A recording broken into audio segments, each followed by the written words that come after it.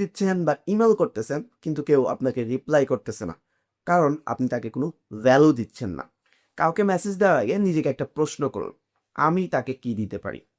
Value সাধারণত 3 ধরনের হয়: financial, social and emotional. Financial হচ্ছে আপনি তাকে আর্থিকভাবে কি সাহায্য দিতে পারতেছেন।